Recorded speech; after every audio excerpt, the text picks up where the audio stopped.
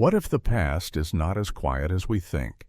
History often arrives to us smoothed and settled, arranged into timelines that feel reassuringly complete. Dates line up. Civilizations rise, peak, and fall with an almost comforting symmetry. We are taught to trust the order of it all. And yet, scattered through archives, ruins, and forgotten shelves are stories that refuse to sit neatly inside that order. They linger at the edges, unsettling not because they promise hidden powers or forbidden truths, but because they ask something more difficult. What if our understanding is incomplete?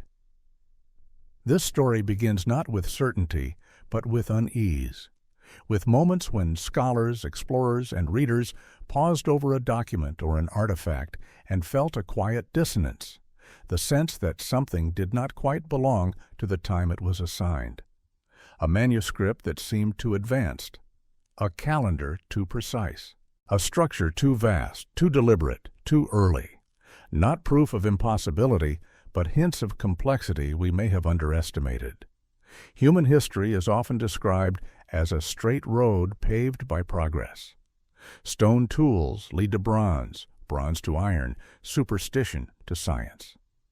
But real roads wander. They loop, collapse, and sometimes vanish beneath the soil. Knowledge can appear, disappear, and reappear generations later wearing a different name. Ideas can be born before their moment, only to be forgotten until the world catches up. In museums and libraries, there are objects that make historians uncomfortable, not because they overturn everything we know, but because they resist easy explanation. A drawing whose purpose is unclear. A text written in symbols no one can fully translate.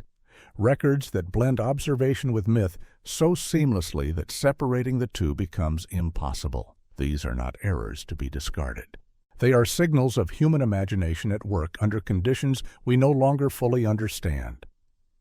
For centuries, civilizations watched the sky, tracked the movement of stars, measured time with astonishing care. They built monuments aligned to solstices, calculated cycles longer than a human lifetime, and preserved memory through ritual and stone.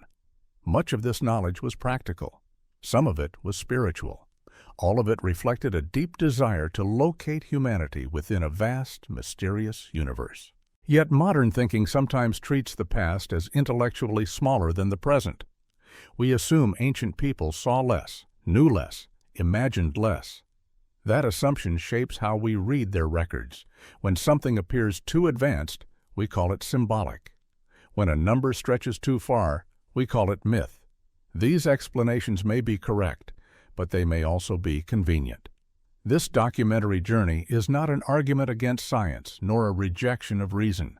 It is an invitation to curiosity, to revisit old questions with humility, to acknowledge that history is written by people, and people simplify. Archives burn, languages die. Context is lost. What survives is not always the full story, only the part that could endure. Across the next chapters, we will encounter 10 historical records that sit uncomfortably within accepted narratives. Not as proof of secret civilizations or hidden rulers of the world, but as mirrors reflecting the limits of what we know. Each record will be explored carefully, its origins, its interpretations, its doubts. We will ask not, is this true? But why does this matter?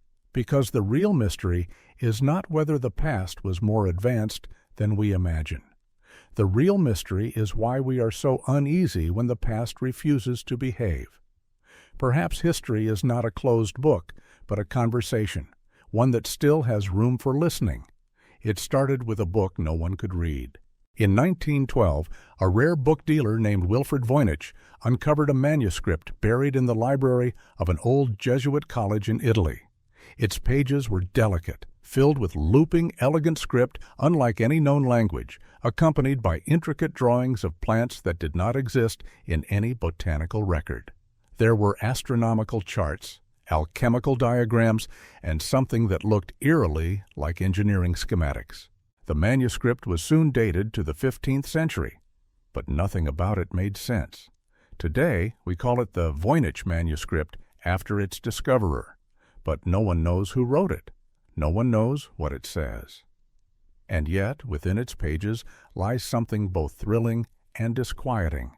The possibility that someone, centuries ago, saw the world through a lens far more advanced than their time should have allowed. Carbon dating confirmed the vellum was genuine, produced in the early Renaissance. The ink and pigments matched those used in the period. But the content defied all expectation. One section showed detailed machines, resembling flying craft with wings curved in ways that hinted at an understanding of aerodynamics. Another showed what appeared to be medical diagrams, not crude representations, but depictions of biological structures that resembled cells, blood vessels, and organs rendered with uncanny accuracy. To see these drawings is to feel a temporal vertigo, as if someone had dropped a blueprint from the 20th century into the hands of a medieval scribe. Over the past century, countless cryptographers have tried to decode the script. Code breakers from both world wars, modern AI algorithms, linguists fluent in dead tongues, all have failed. The language does not behave like any known cipher. It follows patterns, but offers no key. It is ordered, structured, mathematical, and yet opaque. Some believe it to be a constructed language, others a hoax, a fantasy. But if it were a hoax, it is one so sophisticated that it continues to baffle some of the brightest minds in cryptography. There's something deeply unsettling about the manuscript's technical drawings. One sketch seems to illustrate propulsion mechanics. Another details what appears to be a chemical process, with labeled stages and dosage calculations. If the manuscript is authentic, then its author not only had access to advanced scientific knowledge, but also possessed the language to describe it in systematic detail. Why then has the academic world largely dismissed it? Perhaps because to take it seriously would require revising too much. It would mean accepting that somewhere, hidden in a Europe supposedly just emerging from medieval darkness, was a mind or a community capable of envisioning the machinery of the future. Or perhaps the manuscript is a mirror, a reflection of how knowledge, once lost, can become incomprehensible. Imagine if a book of modern physics were dropped into the 12th century. It would be unintelligible, even terrifying. Now reverse the timeline. What if the same thing happened in the other direction? The Voynich Manuscript does not give us answers. It asks something harder. Can we admit that we might have forgotten more than we remember? Can we accept that history, like language, can encode knowledge we are no longer fluent in? The manuscript remains closed to us, its secrets intact. Not because it is unreadable, but because we do not yet know how to read it. And so it waits, in the quiet of a Yale library, whispering a question to anyone who dares to look. What kind of mind drew these pages, and what kind of world did they see? In the dust of ancient Mesopotamia, time stretches beyond comprehension. Among the clay tablets unearthed from Sumerian ruins lies a record that refuses to conform. The Sumerian King List. Written in cuneiform and repeated across multiple copies, it chronicles a line of kings stretching back tens of thousands of years. Some ruled for centuries, others for tens of millennia. The list calmly divides history into two epochs, before and after a great flood. It is easy to dismiss such reigns as myth. Yet the list is not filled with fables or poetic flourishes. It is structured, methodical, and deliberate. It records names, cities, and dynasties. More curiously, the post-flood rulers, whose reigns become shorter and more familiar, often align with archaeological evidence. Cities mentioned match excavated sites. Historical transitions correspond to known events. But what of those early kings, whose rule spanned thousands of years? How do we interpret them? To some, these ancient reigns suggest the use of mythical numerology, symbolic, not literal. To others, they hint at something deeper, that earlier civilizations may have measured time differently, or that the record preserves memory of a long-lost system of governance or knowledge passed down from forgotten ages. There are patterns embedded in the numbers, reigns that echo astronomical cycles, lunar calendars, and solar alignments. Some reigns match the duration of the precession of equinoxes, planetary orbits, or other celestial rhythms. This isn't random. It suggests a relationship between kingship and the cosmos, between governance and the movement of stars. What kind of society would tie the legitimacy of its leaders to the sky? The King List becomes even more mysterious in its consistency. Copies found in different cities contain the same names and durations. This wasn't a local legend. It was a shared memory. And memory in ancient civilizations was sacred. It was not written frivolously. It was carved into stone and passed across generations, shaped by scribes who saw themselves as stewards of truth. Modern scholars have tried to separate the mythical from the historical, assigning categories, highlighting inconsistencies, and suggesting the list is a blend of theology and propaganda. And yet the question remains, why go to such lengths to record reigns of such impossible length? Why invent a chronology so elaborate? Some suggest the pre-flood section speaks not to kings as individuals, but to epochs, to eras where knowledge was preserved, where humanity lived in a state we no longer recognize. Others see in it a lost technology of timekeeping, a calendar encoded into the narrative of kings. Still others wonder whether it preserves a truth we're not yet equipped to understand. And what of the flood, that global dividing line? Many ancient cultures speak of a great deluge. In the King List, it becomes a hinge between eras. A before and after that reshapes memory itself. Perhaps it is not just a literal event, but a metaphor for the moment when humanity's knowledge was washed away, leaving only fragments behind. The Sumerian King List does not argue.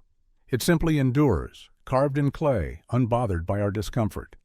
In the end, its most unsettling question is not whether its claims are true, but whether we are willing to ask what kind of civilization might have written such a history in the first place. A civilization that measured time not in decades, but in eons. That saw leadership not as conquest, but as harmony with the heavens. And what if, in forgetting their story, we've also forgotten how to measure our own? High above the dusty plains of central China, a pilot once captured something extraordinary. It was 1947, and Colonel Maurice Sheehan, flying reconnaissance over the Shanxi province, snapped a series of aerial photographs. What he saw from the sky would later vanish beneath official silence. Immense, perfectly symmetrical pyramids rising from the earth, their shapes too regular, their presence too deliberate to be natural hills. These were not small structures. Some, according to measurements derived from the photographs, rivaled or even exceeded the Great Pyramid of Giza in both height and base dimensions. Yet few in the West had heard of them. Fewer still were allowed to see them. Ancient Chinese records speak of these pyramids in reverent tones. Writings from imperial archives tell of sky people, luminous beings who descended in metal dragons wielding thunder and light. These visitors, the texts claim, shared knowledge of flight, astronomy, and monumental construction. The pyramids were built under their guidance, not as tombs, but as celestial platforms, places of contact between earth and sky. That narrative, of course, sits uneasily with conventional archaeology. Chinese scholars, under political pressure, later labeled the formations as burial mounds or natural hills. Access to the sites was restricted. Foreign researchers were denied entry. Even satellite imagery was blurred or downgraded, subtle edits that left the structures obscured just enough to cast doubt. But when viewed without preconception, the formations reveal geometric precision. Some align with astronomical coordinates. Others are grouped in patterns that mirror constellations. Their stones, many weighing hundreds of tons, are fitted together with a craftsmanship that suggests not only advanced engineering, but a cultural will to shape the very earth into symbols of the heavens. What kind of technology would allow ancient builders to move and place such mass with such precision? Some legends speak of levitation, of sound used as force. Others describe the manipulation of gravity itself, processes that modern physics only begins to imagine. And yet, Buried within official Chinese history, there remain references: Tang Dynasty records, Han scrolls, ancient poems that speak of travelers from the stars, of floating palaces, of the golden ships that hovered in silence before vanishing into the clouds. Over time, these tales were reframed as metaphor, folded into myth. But what if myth is simply memory misunderstood? The pyramids Rian, silent and unmoving, weathered by centuries but stubbornly intact. Attempts to excavate them have been delayed, reclassified, or abandoned. Researchers who question their official designation risk their careers. The narrative is carefully managed. No flying craft, no sky people, no engineering beyond ancient means. Still, the questions remain. Why build such immense structures in a region with no tradition of pyramid construction? Why the secrecy, the censorship, the refusal to allow full study? Perhaps these pyramids are more than archaeological puzzles. Perhaps they are monuments to a time when humans, or those who guided them, saw the stars not just as lights in the sky, but as destinations. Perhaps they mark a conversation long forgotten between the earth and whatever lies beyond. We are told to study the past with skepticism, and rightly so. But sometimes, skepticism becomes a wall. It keeps us safe, but also keeps us blind. In the silence of those Chinese fields, something immense still waits. Not just a structure, but a possibility. That long ago, someone, or something, taught us to build toward the heavens, and we have yet to remember why. It began with ink and stars. The Madrid Codex, one of only 4 surviving books from the ancient Maya, rests now in a quiet European archive, its pages delicate, its ink fading, its meaning still echoing. At first glance, it is a book of rituals, calendars, gods. But beneath its ornate illustrations and glyphs lies something more. A mind that grasped the cosmos in ways that modern astronomy only recently began to quantify. Inside the Codex are predictions, not vague or symbolic, but precise. Eclipses, planetary alignments, and celestial events are charted with accuracy that spans centuries. The Maya calculated the paths of Venus and Mars, the phases of the moon, the cycles of the sun, all with a sophistication that belies the tools they supposedly possessed. How did they do it? We are taught that ancient American civilizations were isolated, that they lacked metal tools, wheels, or advanced optics. And yet the Codex contains not just observational data, but mathematical systems. Base 20 counting, positional notation, even the use of zero, a concept European mathematicians would struggle with for centuries. And there is more. Among the Codex's pages are diagrams that resemble mechanical devices, analog computers in effect, used to calculate planetary positions. Gears, ratios, movement systems rendered in symbolic form. No devices survive. But the concepts remain, recorded by scribes who may have understood celestial mechanics better than many in their own time, or ours. The calendars within the Codex stretch far beyond lifetimes, spanning thousands of years into past and future. These are not mere tools for planting and harvest. They are cosmic frameworks, mapping cycles so long that their beginnings and ends vanish into myth. The Maya were not merely watching the sky, they were dialoguing with it. The Codex also contains clues about navigation. Instructions for sea travel using stellar markers suggest the Maya may have ventured far beyond Central America, perhaps even across oceans. This challenges not only timelines but boundaries. It suggests a world more interconnected than textbooks allow. When Spanish conquistadors arrived, they viewed such knowledge as heresy. Mayan libraries were burned, their astronomical instruments destroyed. Only fragments, like the Madrid Codex, survived the purge. Today, academic institutions treat the Codex with caution. Scholars translate the glyphs, catalog the gods, admire the artwork. But the astronomical content, the heart of the Codex, is often downplayed. Not because it isn't real, but because it is difficult to explain. How could a society labeled primitive have achieved this level of mathematical and astronomical mastery? The easy answer is coincidence. The harder one is that we've underestimated the complexity of the ancient mind. We tend to see history as a ladder, each era climbing higher toward truth. But knowledge doesn't always ascend in a straight line. It can spiral, collapse, be forgotten, then re-emerge in different form. What if the Maya had inherited knowledge, preserved it, refined it, hidden it in glyphs and stone?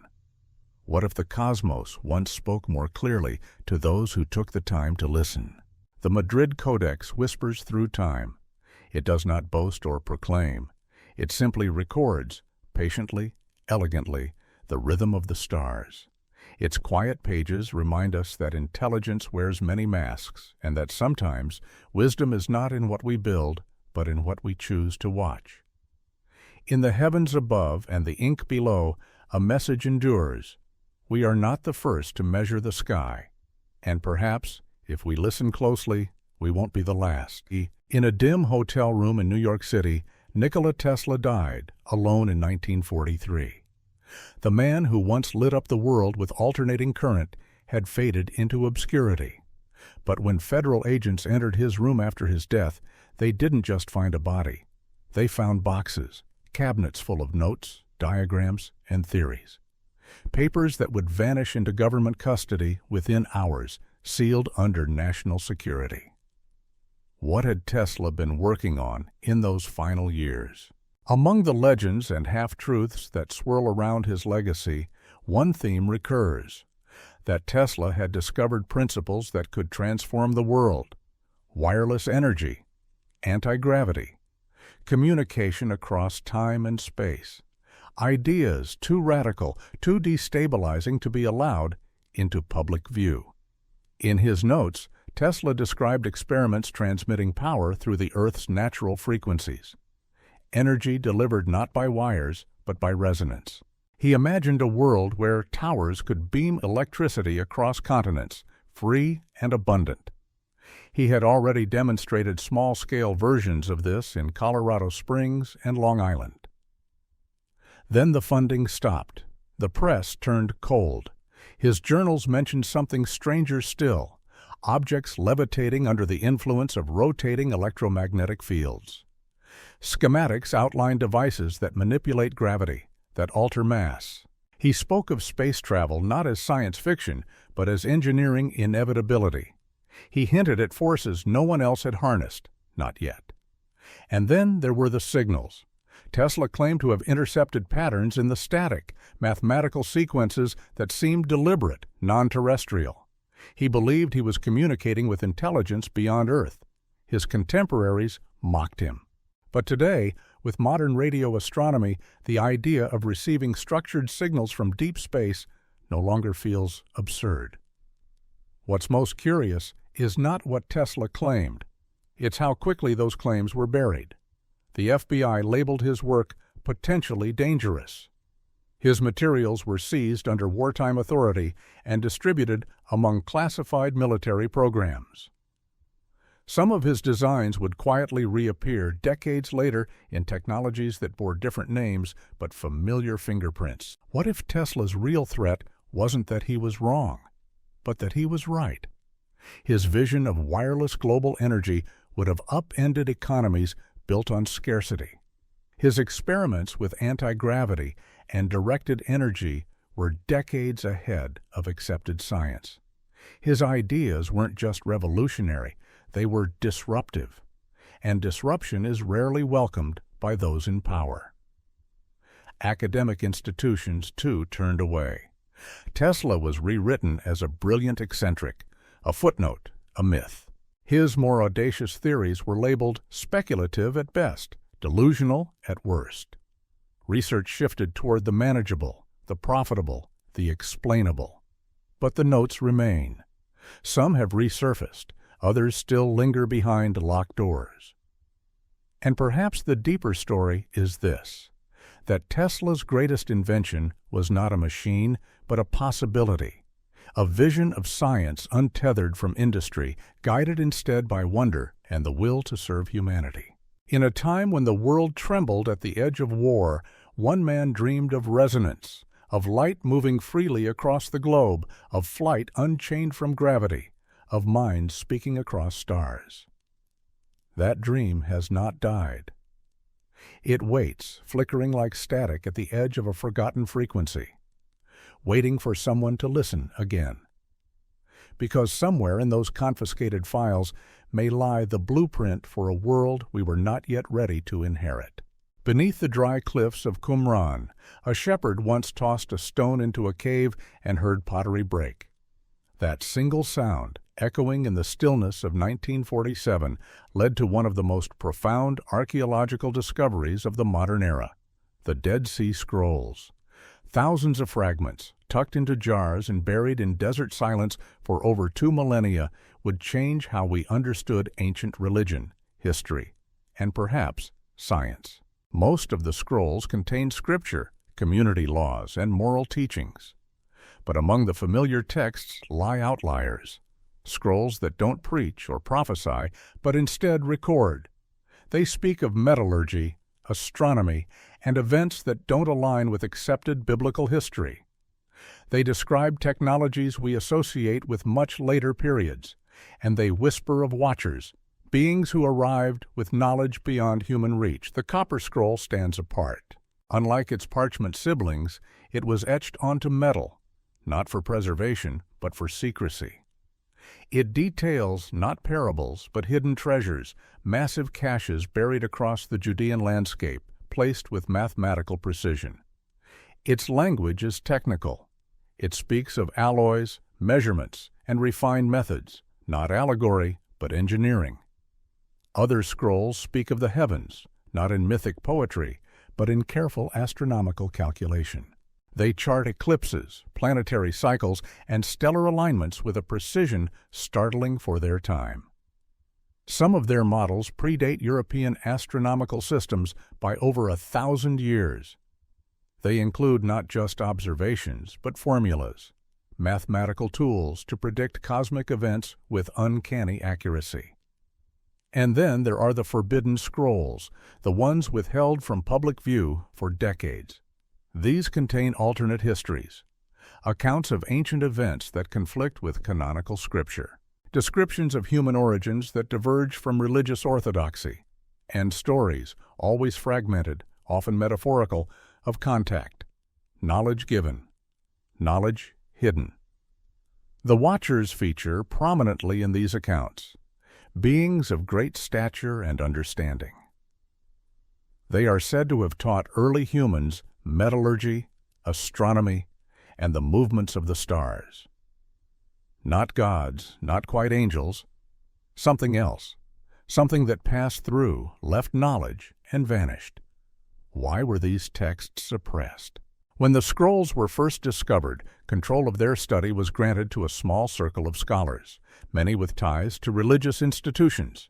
Access was limited, translations were delayed, controversial fragments were quietly set aside. It wasn't until the 1990s that wider academic circles began to see the full collection, and even then, some pieces were missing. Religious and political institutions had a stake in maintaining continuity.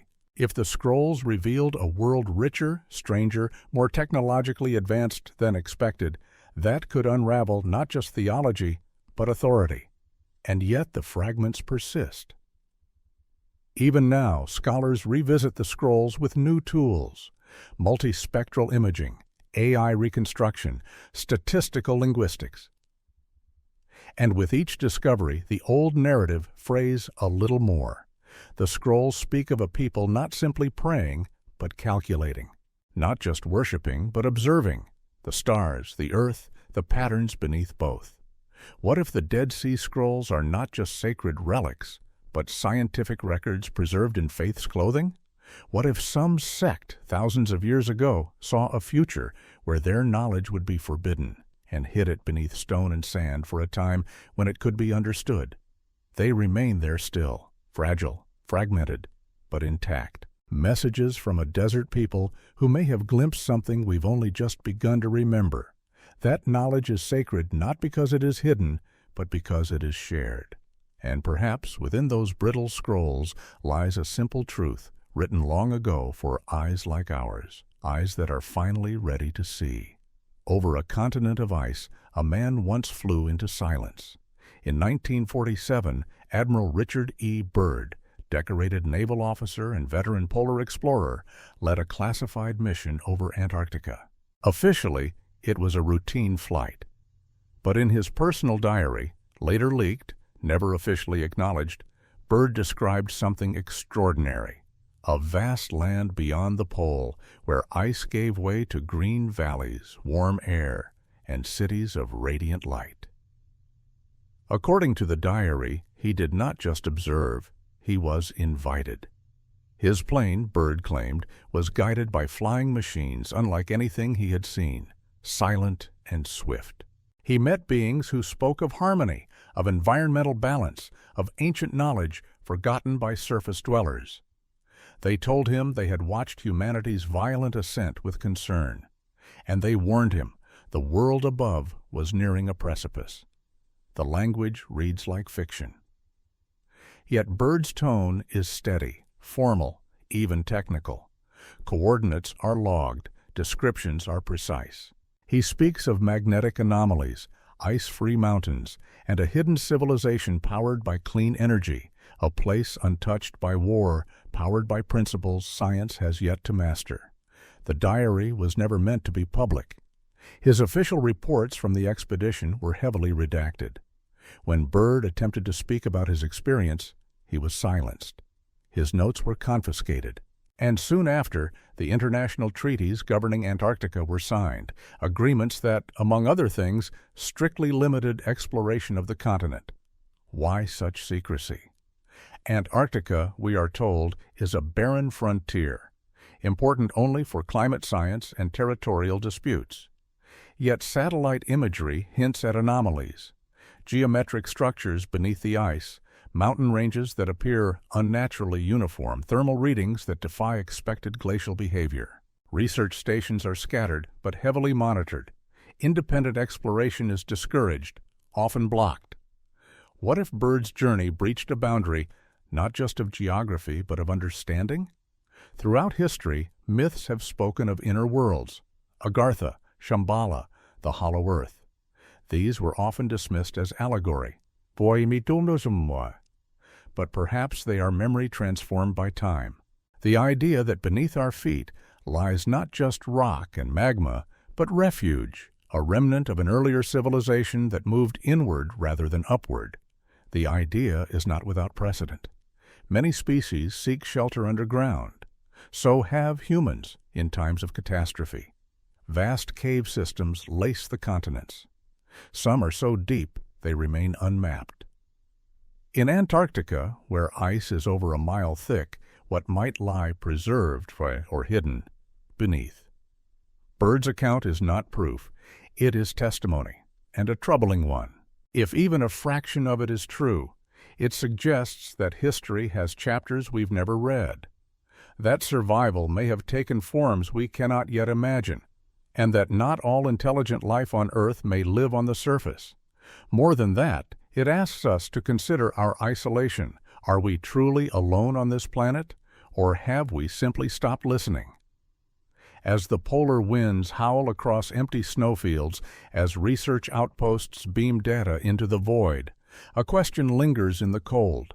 What did Byrd see? What was he asked to forget? And what lies beneath that endless white, waiting not for discovery, but for remembrance? Perhaps Antarctica is not the edge of the world. Perhaps it is the threshold to another. Beneath the golden sands of Egypt, an older story may lie buried. In the 19th century, within the walls of ancient temples, archaeologists uncovered something unexpected, inscriptions that spoke not only of gods and pharaohs, but of lands far beyond the Nile. Among the most startling were records that described a civilization called Atlantis, not in mythic tones, but in administrative detail. Trade agreements, diplomatic visits, shared knowledge, even geographic coordinates. The temples did not treat Atlantis as legend. They recorded it as memory. These documents spoke of a people skilled in energy manipulation, architectural mastery, and consciousness expansion. They described ships that flew without sails and buildings constructed with sound and light. The descriptions were not vague. They were technical, almost instructional. Blueprints of a world that supposedly perished beneath the sea long before the pyramids rose. The maps were perhaps the most troubling. They depicted coastlines and landmasses that no longer exist, drawn with an accuracy impossible without aerial perspective. Some showed a continent west of the Pillars of Hercules, where the Atlantic now stretches empty, but when these records reached European hands, they vanished from public view. Egyptian authorities restricted access, labeling them sensitive. Museums that had acquired fragments quietly shifted their focus back to more familiar narratives. And when scholars questioned the omissions, they were met with silence or ridicule. Why? The story of Atlantis has long been shaped by Plato, a parable of hubris and collapse. But what if he was quoting older sources, distilling histories already ancient in his time? If the Egyptian accounts are accurate, then Atlantis was not merely a lost city, but a civilization, one that seeded knowledge across the globe. In temple records, Atlantis is credited with transferring mathematical systems, astronomical calendars, and energy technologies. It is portrayed not as a utopia, but as a partner, a society that shared, taught, and eventually fell. The records even suggest timelines. Atlantis flourished thousands of years before Sumer or Egypt, disappearing in a sudden cataclysm that reshaped coastlines and buried cities beneath oceans. Such claims challenge more than archaeology. They challenge chronology itself. If Atlantis existed, then everything we believe about the origins of civilization, the long climb from hunter-gatherers to complex society, may be incomplete. It would mean that advanced culture once rose, fell, and was forgotten, leaving only whispers in stone and myth. And yet the implications are profound even without certainty. Because these temple records, even as fragments, remind us that history may be cyclical, that civilizations rise not only from nothing, but also from the remnants of those before. That knowledge is not always discovered. Sometimes it is remembered. Modern attempts to explore the coordinates provided in the texts have been thwarted. Deep-sea expeditions have found anomalies, submerged structures, unnatural formations, but no definitive proof. Meanwhile, access to temple sites rumored to house additional records remains tightly controlled. Still, the story persists. In the echo of hieroglyphs, in maps that defy erosion, in knowledge that seems misplaced in time. Perhaps Atlantis is not a place, but a symbol of how much we've lost and how little we know. Perhaps it's not about proving a lost continent, but rediscovering the possibility that human history is older, deeper, and more astonishing than we allow. What if the real myth is not Atlantis, but the idea that we've always been alone on the frontier of progress? And what if, just beneath the sand, a forgotten chapter waits to be turned? High in the Andes, where stone meets sky, the Inca watched the stars. They built cities like Machu Picchu, not just with stone, but with intention, aligning their temples to solstices, their windows to constellations, their lives to cycles that spanned centuries. Spanish chroniclers arriving with sword and scripture saw only gold and power. But beneath the surface of conquest lay something far more remarkable, a civilization that inherited a cosmic science. The Inca, according to those early accounts, did not see themselves as inventors of knowledge, but as stewards. They claimed their astronomy, mathematics, and metallurgy came from those who came before, predecessors whose names were forgotten, but whose wisdom endured. These were not vague legends. The chronicles describe instruments, devices used to track planetary motion, predict eclipses, and model celestial mechanics. Some accounts mention cylindrical calculators, rotating wheels etched with numerical codes, and stone observatories as precise as modern equipment. One Spanish friar, shaken by what he saw, wrote of priests who could predict lunar eclipses years in advance. Others recorded tales of inherited maps that charted the stars, not just above, but below, as if mapping the sky's reflection upon the earth. Then came the fires. Library after library was burned. The chroniclers, stunned by what they were destroying, documented what little they could before the records vanished. What survived were whispers, fragmented accounts of lunar colonies, sky travel, and technologies lost in the ruins of empires erased. Archaeologists today walk paths the Inca once carved, marveling at their stonework. Blocks fitted so precisely that not even a blade can slip between them. Earthquake-resistant foundations. Sites aligned to solar zeniths with mathematical rigor. These achievements are called genius, and they are. But they may also be echoes. Echoes of knowledge passed down from civilizations we no longer name. Metallurgy in Inca culture reveals alloys and techniques that baffle modern replication. Some objects show nanoscale precision.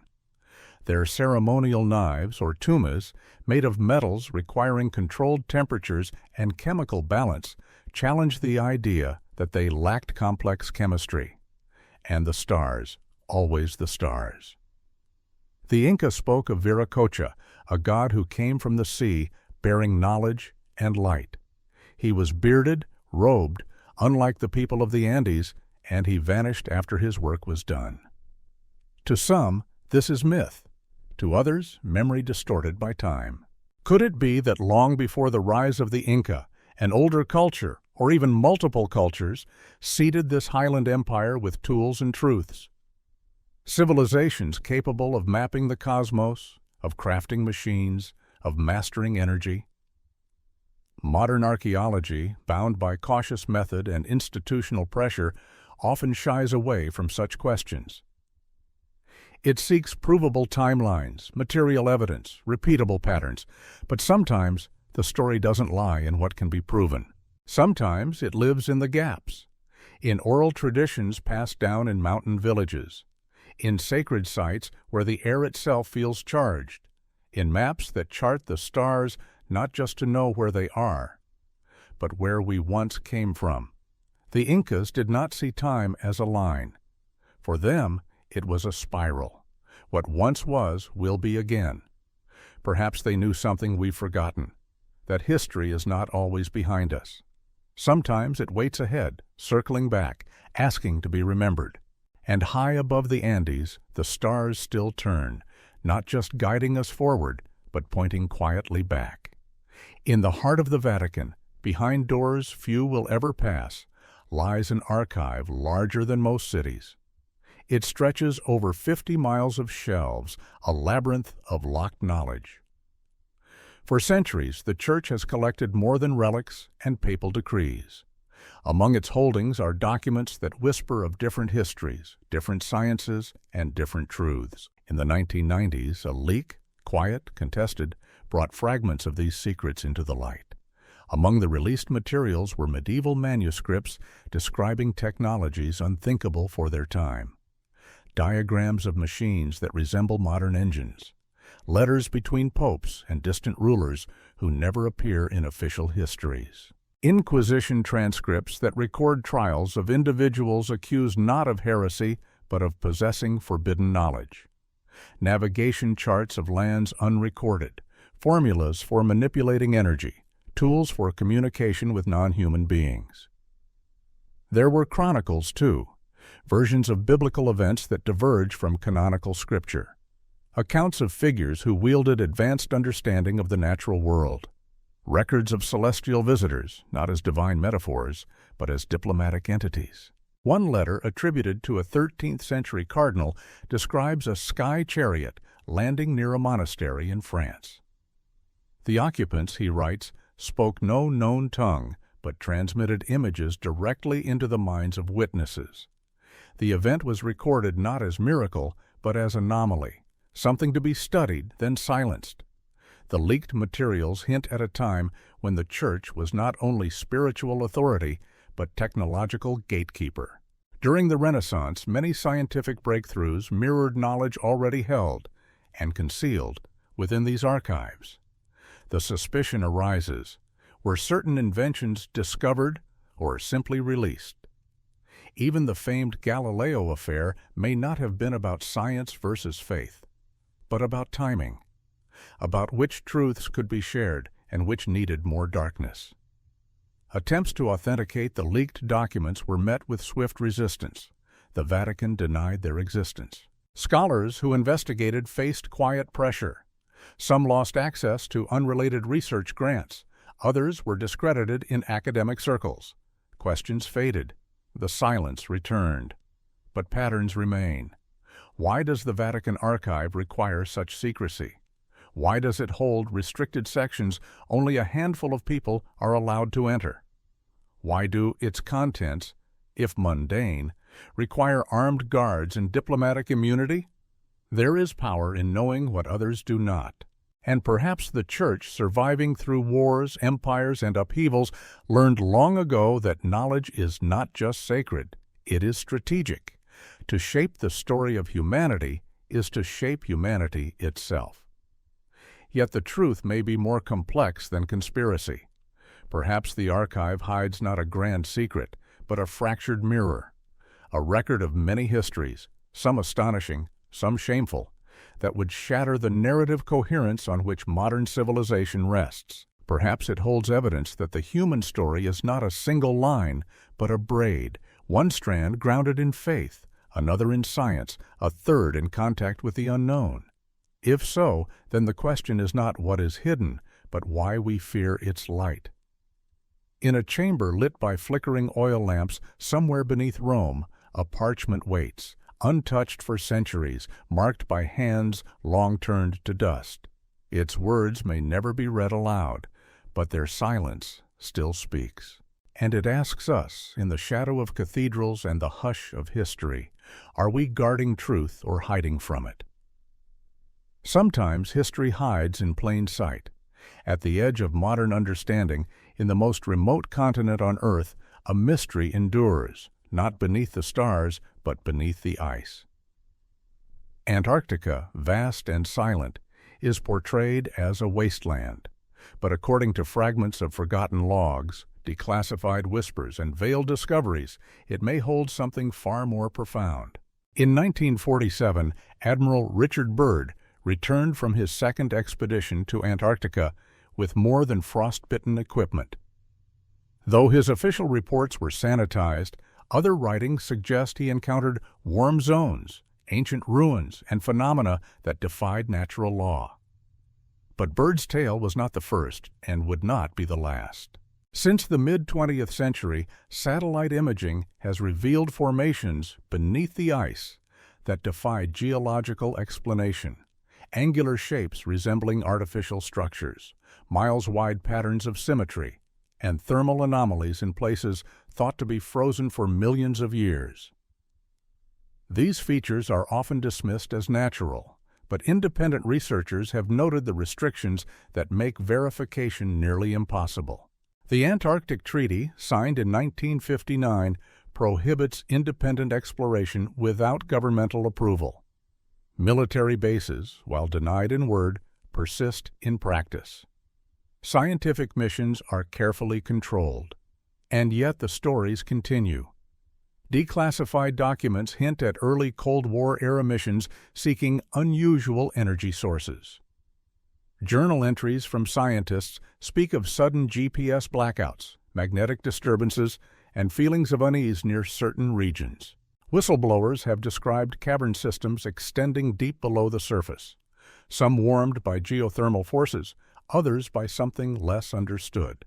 In one account, a researcher allegedly stumbled upon a tunnel, not natural but shaped, etched with symbols he could not read. He was extracted, debriefed, and reassigned. His findings never published.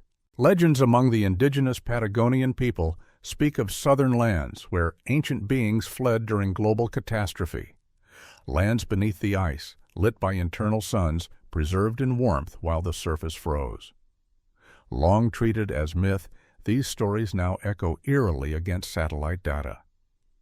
What might these warm zones contain? Some theorize preserved ecosystems, pockets of Earth untouched by extinction events. Others suggest remnants of a prehistoric civilization, perhaps one that anticipated a coming cataclysm and fled underground. If so, what knowledge might they have carried? What technologies, buried in glacial silence, could outmatch our own? Mainstream science maintains its boundary. Antarctica is a continent of ice and science, nothing more. But those who look closely notice the gaps in data, in access, in narrative. Why are certain satellite images redacted? Why are some areas off-limits even to researchers? Why do ancient maps, like the Peary Race Chart of 1513, depict an ice-free Antarctic coastline with baffling accuracy? Perhaps the deeper question is not whether something is hidden, but why we're not allowed to look. Antarctica may be the last great frontier not because of its distance, but because of its silence. It demands nothing, reveals little, and conceals everything. Beneath miles of ancient ice, time itself is preserved. And maybe so is memory, of who we were before the world changed, of what we might have known and then forgotten, of how the past sometimes waits, not buried but protected, for a future willing to see it. And in the coldest place on Earth, that future may be thawing.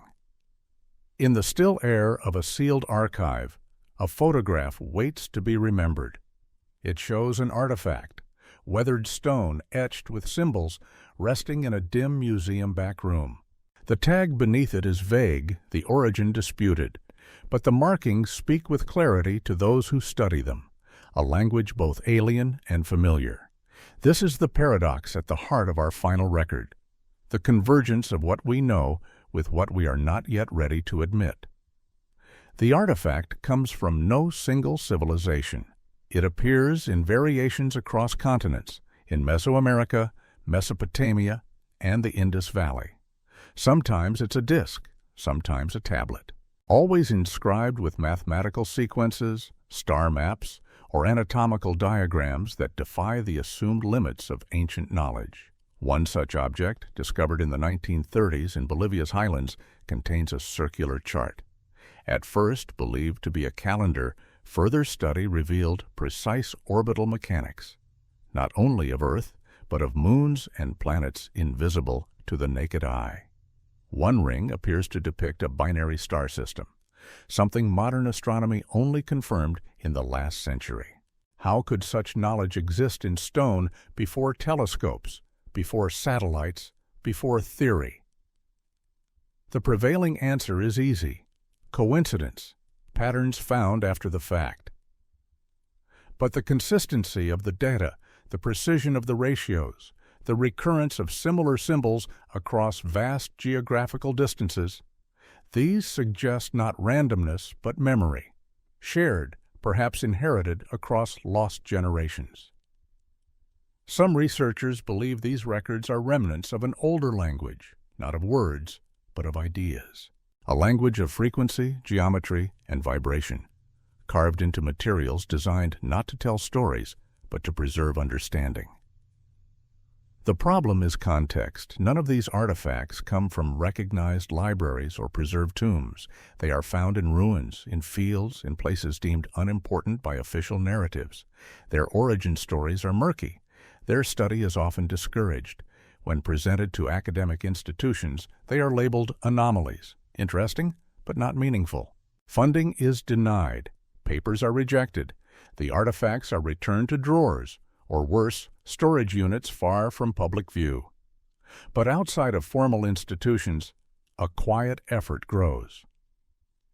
Independent engineers, physicists, and mathematicians re-examine the symbols. Some translate ratios into waveforms. Others convert geometry into resonance models. A few claim results, devices that respond, emit, or pulse with energy when aligned according to the patterns. Nothing definitive, nothing provable, but something persistent, and then always the silence. Because to acknowledge these artifacts as legitimate is to open a door into chaos. It would demand we revisit timelines, rebuild histories, rethink the evolution of intelligence itself.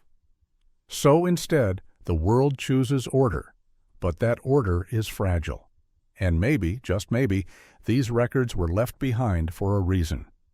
Not to upend, but to remind that knowledge is not always linear, that truth is not always new, that what we think of as progress may only be a return, a circling back to what once was known. In the final light of the archive, the photograph still rests. Dust gathers, ink fades, but the pattern remains, waiting for eyes that will recognize it, not as mystery, but as inheritance. We have reached the edge of the map. What began as scattered anomalies, a manuscript in an unknown language, a king list that stretched time, pyramids denied, codices overlooked, now gathers into something harder to name. Not a conspiracy, not a hidden truth, but a question. What if the history we know is not wrong, but incomplete? Each record we've explored stands on its own, enigmatic and unresolved. But together, they reveal a deeper pattern.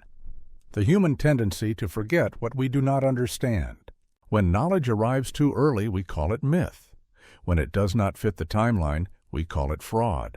When it challenges power, we lock it away.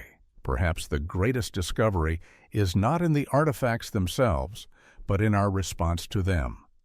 The impulse to suppress, the fear of complexity, the reluctance to imagine that our ancestors, in all their fragility, might have glimpsed truths we are only beginning to rediscover.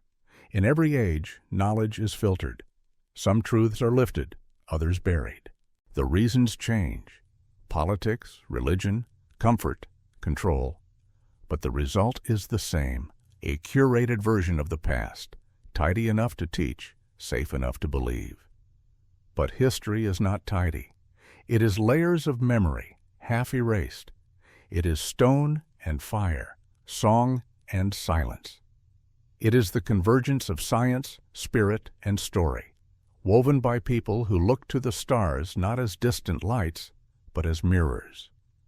People who carve their questions into rock, who pass their warnings through myth, who left behind not proof, but possibility. What becomes of a civilization that loses its memory? We build anew.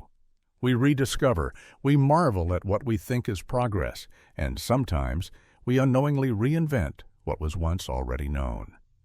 The path forward is not always forward. Sometimes it is circular, a return. In the archives and ruins, beneath the ice and in the sky, we find echoes, not of aliens or gods, but of ourselves. Ourselves reaching, ourselves remembering.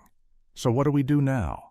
We listen, we open, we protect the questions as fiercely as the answers. We look to forgotten records not as threats to knowledge, but as invitations to deepen it, to expand our timelines, our definitions, our humility. Not everything mysterious must be magical. Not every inconsistency is a revelation, but neither should they be ignored. The past is not a prison of facts. It is a field of potential shaped by those who dare to wonder. And in that spirit we close, not with certainty, but with reverence. Reverence for the minds who saw too far, for the truths too fragile to survive, for the stories waiting to be retold not as fantasy, but as legacy. This is not the end of the record, only the turning of a page. Because memory does not fade, it waits. And now, at last, we are ready to remember.